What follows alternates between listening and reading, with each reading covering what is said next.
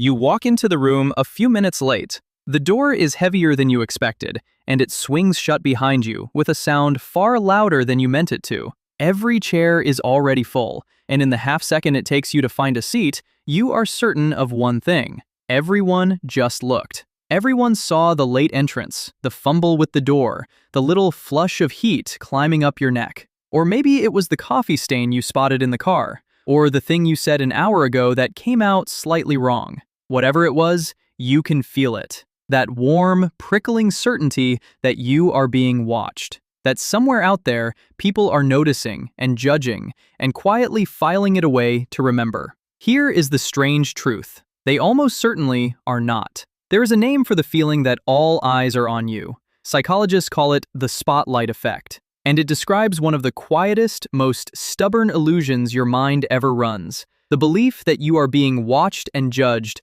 far, far more than you actually are. To see just how wrong we are about this, a psychologist named Thomas Gilovich, working at Cornell with Victoria Husted-Medvec and Kenneth Savitsky, ran an experiment in the late 1990s that is almost cruel in its simplicity. They took a student. They handed that student a t-shirt to put on, and not just any t-shirt. It was a large, glossy portrait of the singer Barry Manilow, a shirt chosen for one reason only: to make a college undergraduate cringe. Then they walked the student down the hall and had them open the door to a room where a handful of other students were already sitting, filling out forms. The embarrassed student sat for a moment and was quickly led back out. And then came the real question. How many of the people in that room do you think noticed your shirt? The wearers were sure they had been seen. On average, they guessed that around half the room, about 46%, would be able to say exactly who was on the front of their shirt. Then the researchers went and asked the people who had actually been in the room.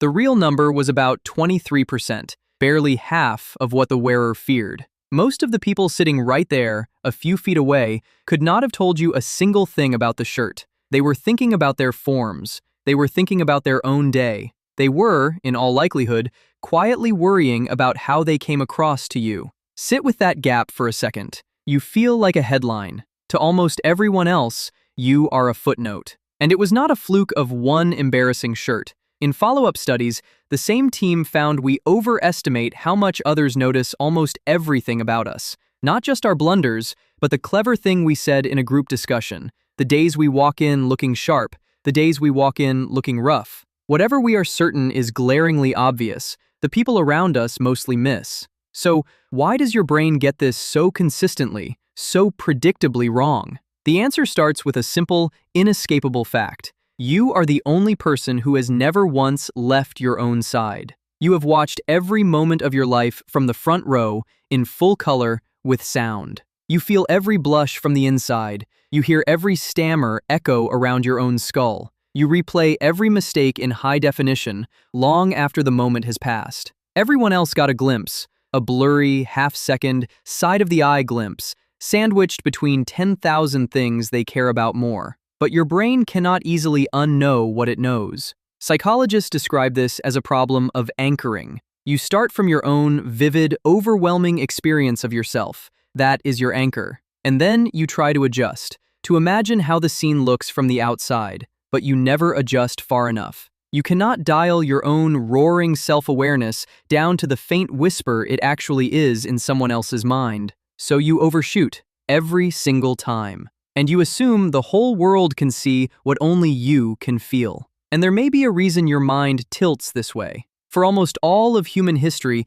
you lived in a small group where being watched and judged was not paranoia, it was survival. Fall out of favor with the people around you, and you could lose everything. Protection, food, a place to belong. A brain that assumed it was under scrutiny, and so behaved with care, was simply safer than a brain that assumed nobody cared. The spotlight may be an illusion in a crowded modern room, but the ancient wiring that flips it on once kept your ancestors alive. And it does not stop at t-shirts and coffee stains. The spotlight effect has a deeper, stranger cousin, one that reaches past what people can see on the outside and burrows into what you are feeling on the inside. The same researchers gave it a name, the illusion of transparency. The sense that your inner state, your nerves, your discomfort, the lie you are telling, the crush you are hiding, is leaking out of you and showing plainly on your face. Think about the last time you had to speak in front of people. Your heart was slamming, your hands felt unsteady, and your one grim certainty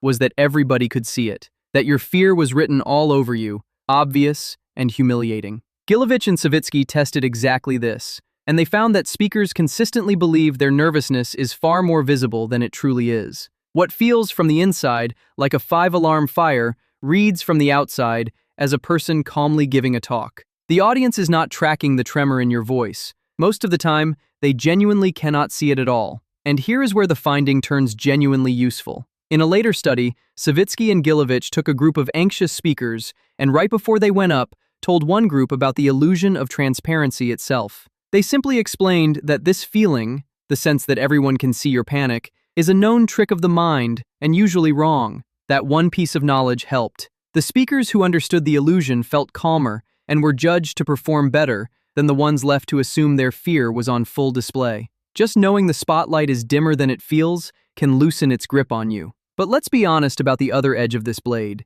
because the spotlight effect does not only work on your embarrassments, it works on your triumphs too. That clever thing you said, the outfit you agonized over, the new haircut, the small victory, the joke that landed perfectly, all of it gets dimmed by the very same dial, the rapt audience you imagine, hanging on your every word, cataloging your finest moments, is just as absent for the good as it is for the bad. The room that did not notice your stain also did not notice your brilliance. Everyone is starring in their own movie. You are, at most, a face in the background of theirs. And in the modern world, we have built machines to crank this illusion to its maximum. Every social feed is a stage, engineered to convince you the crowd is watching, counting, weighing your every post. But scroll for one honest second and notice something. You are the audience for everyone else, and you are barely watching them either. We are all up on stage, performing for a theater full of other performers, each one far too busy rehearsing their own lines to really watch anyone else's show.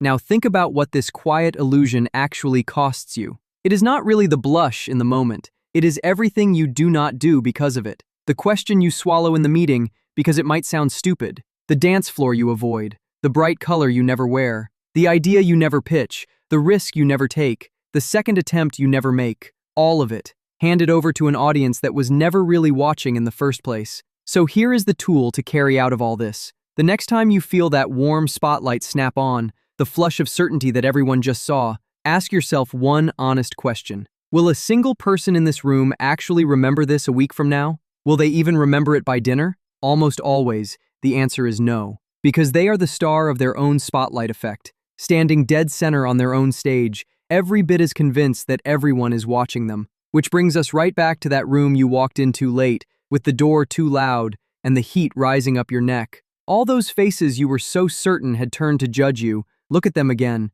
They are not a jury. They are just people. Each one, privately, quietly convinced that the spotlight is on them. Because that burning light you feel, the one that seems to follow you into every room and pick out your every flaw, it was never mounted on the ceiling. It was never held by the crowd. You have been holding it this whole time, pointing it straight at yourself. And the moment you truly understand that is the moment you finally get to set it down.